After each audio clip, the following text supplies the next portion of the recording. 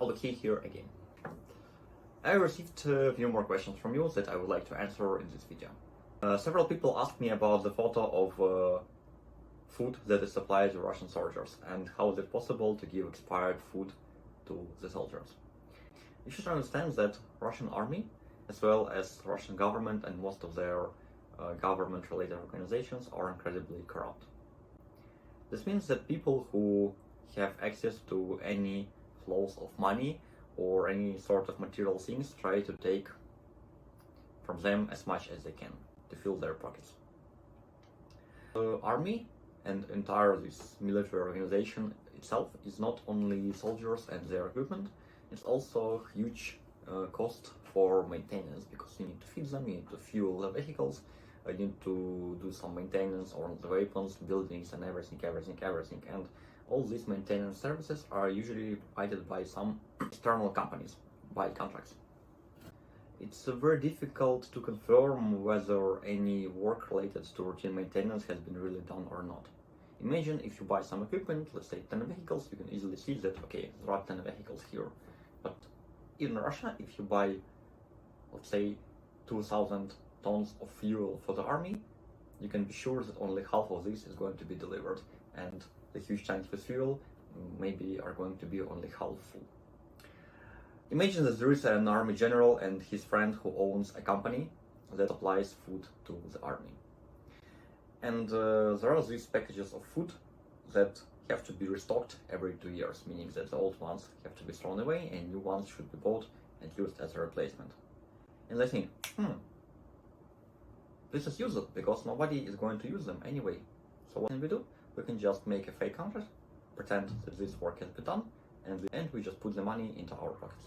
And I think this is all the story is a very, very good indicator that almost every country that has very, very big military and at the same time a very corrupt government faces a situation very similar to this, when despite huge number of soldiers, usually most of them are poorly equipped.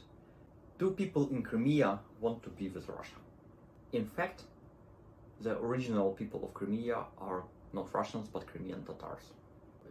In the USSR time, the region of Crimea was the most leisure region. It was good, the views are beautiful, and the lives are just crazy good. And because of this, the original population of that region, Tatars, were either killed or relocated by force by the USSR government. Came people who were most loyal to the USSR government. And this is how Russians managed to become the majority in Crimea. There is a very famous song by a Ukrainian singer Jamala about these tragic events. I really want you to listen to it and read all the backstory and perhaps even translation of the lyrics. It's very, very important to know, I think. Even the Russians who live in Crimea right now, because of how specific was the selection of these people during the USSR, they rather want to return back in time and try to rebuild the way how they used to live in the USSR, rather than specifically to be together with Russia. Do Russian people support Putin? The answer is sure, yes. Here I need to remind everyone that this is not the first military invasion by Russia to other countries. And Ukraine has been invaded not a week ago, but 8 years ago. And Georgia has been invaded 15 years ago. In 2018, already after the military invasion of Ukraine, a presidential election was held in Russia. And I think it's a very good numerical indicator of what people think. Even if some cheating took place in that election, that was not game-changing, because Putin knew that he was going to win anyway, so there was no much reason to try to fake the results of that election.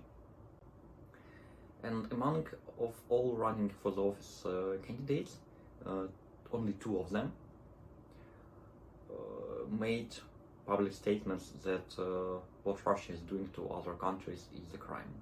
Unfortunately, these two candidates who made their statements that all this is wrong scored below 3% of the popularity vote together. Many people who don't like Putin, there are many people who really hate him, and these are mostly well-educated people, and obviously these are the ones who can speak English. This is why if you communicate with someone from Russia in English, there is a much higher chance that this person is going to be disagree with Putin and what he is doing. But unfortunately, even in their own land, they are a minority. Are Ukraine and Russia the same? Both Ukrainians and Russians belong to the Slavic. In fact, modern Ukrainians are descendants from the old country of Rus. And the modern Ukrainian language is much more similar to the original Rus language than modern Russian. Ukrainian is a country, and Ukrainian people have very, very long cultural history, and our capital, Kiev, was founded 1600 years ago. It's an incredibly old city. Because Ukrainian and Russian languages belong to the same language group of Slavic languages, we can talk to each other and we can understand each other if we put some effort into this and talk slowly. But this is seldom needed in real life because most Ukrainians can also speak Russian. The biggest difference between Ukrainians and Russians is not in our culture, food, history, language, or whatever else, but in our mentality. In the time of war, Ukrainian people are waiting in very long lines to get rifles to defend their own country, when Russian people wait in very long lines to get money from ATMs. Thank you for listening. The next video is coming soon. Слава Україні!